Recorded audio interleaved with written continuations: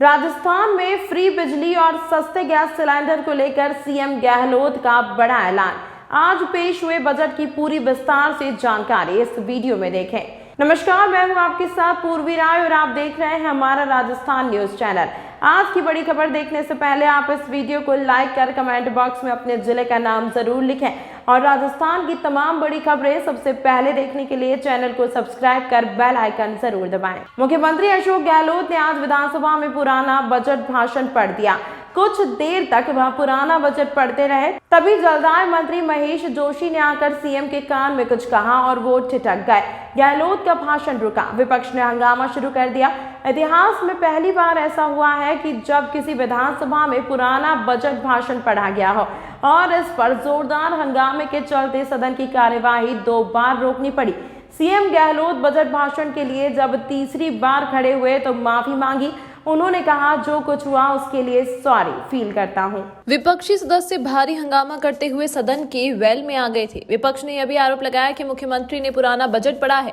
भारी हंगामे के कारण कार्यवाही स्थगित कर दी गई। इसके बाद मुख्यमंत्री ने मुख्य सचिव उषा शर्मा को तलब किया और अफसरों की लापरवाही पर नाराजगी व्यक्त की। गहलोत बोले, बजट भाषण में 1 पेज एक्स्ट्रा पेज लग गया। दोबारा सदन की कार्रवाई शुरू हुई तो सीएम अशोक गहलोत ने सफाई दी। कहा, बजट भाषण की इस कॉपी में फर्क हो तो बताइए। एक एक्स्ट्रा पेज लग गया गलती से, मैं 1 पेज गलत पढ़ने लगाया था, लीक होने का सवाल कहां से आ गया। इस पर भी विपक्ष का हंगामा जारी रहा। बीजेपी सीएम के माफी मांगने पर अड़ी रही। सदन की कार्यवाही दोबारा स्थगित करनी पड़ी। राजस्थान में पहली बार बजट भाषण के दौरान सदन की कार्यवाही स्थगित की गई। पहली करीब आधे घंटे के लिए, फिर 15 मिनट के लिए इसकी पड़ताल की तो सामने आया कि मुख्यमंत्री भाषण की शुरुआत की तो वह शेर पिछले भाषण में नहीं था, लेकिन इंदिरा गांधी शहरी रोजगार गारंटी योजना की घोषणा पिछले साल ही की गई थी। जब गहलोत ने 2 पॉइंट्स हूबहू पढ़े तो यह देख सरकारी मुख्य सचेतक महेश जोशी ने सीएम के कान में बोला। इसी बीच विपक्ष के नेता और उपनेता ने सवाल उठाया कि सीएम पुराना भाषण पढ़ रहे हैं और बजट लीक हो गया है। इस पर हंगामा शुरू हो गया। बीजेपी विधायकों ने वेल में आकर हंगामा शुरू कर दिया तो हंगामा बढ़ने लगा तो स्पीकर ने 11:12 पर आधे घंटे के लिए सदन की कार्यवाही स्थगित कर दी। स्पीकर बोले, आज जो हुआ वह दुर्भाग्यपूर्ण। दोबारा सदन शुरू होने पर स्पीकर सीपी जोशी ने कहा कि जो कुछ घटनाक्रम हुआ वह दुर्भाग्यपूर्ण है, उसमें हमने पास में पता लगाया। सीएम ने जो भाषण दिया है वह ठीक नहीं होगा।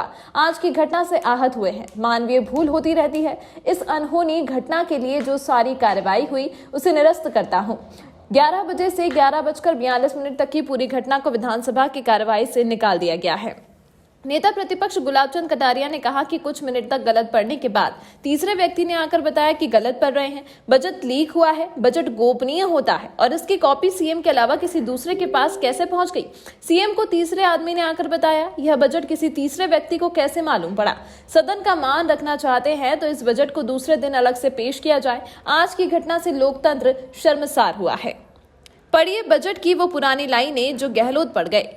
अब मैं शहरों में भी रोजगार सुनिश्चित करने के लिए इंदिरा गांधी शहरी रोजगार गारंटी योजना लागू करने की घोषणा करता हूं। इस योजना के माध्यम से आगामी वर्ष से शहरी क्षेत्र में निवास करने वाले परिवारों को भी उनके द्वारा मांगे जाने पर प्रतिवर्ष 100 दिवस का रोजगार उपलब्ध हो सकेगा। इस पर लगभग 800 करोड़ रुपए वार्षिक खर्च होंगे। कोविड से उत्पन्न परिस्थितियों का सामना करने में सहायता देने की दृष्टि से आगामी वर्ष में महात्मा गांधी नरेगा योजना में उपलब्ध 100 दिवस के रोजगार को राज्य सरकार के खर्चे पर बढ़ाते हुए 125 दिवस करने की घोषणा करता हूं। इस पर लगभग 750 करोड़ रुपए व्यय होंगे। किसी तीसरे के हाथ में था और उसने बाहर से आके बताया कि गलत बजट पढ़ रहे हैं तो बजट लीक हो गया।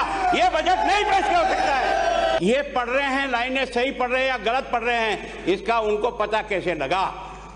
दोबारा बना करके तारीख तय करके आइए और बजट रखिए, हमें कोई एतराज नहीं। अध्यक्ष महोदय, ये राजस्थान की विधानसभा कलंकित हुई, ये पहला मौका है। अगर राज्य के मुख्यमंत्री को ये मालूम नहीं कि मुझे कौन सा बजट पढ़ना है, मतलब बजट कितने हाथों में गया है, ये बजट लीक है, ये हमारा अपमान है। इतनी केयरलेसनेस के साथ अगर वो अपने बजट को इतनी केयरलेसनेस के साथ पेश करने के लिए आया है तो आप ये समझ सकते हो कि अपने प्रदेश को किस तरीके से चला रहा है। और अगर इसी ढंग से चला रहा है तो उस प्रदेश का भट्टा तो बैठना ही है।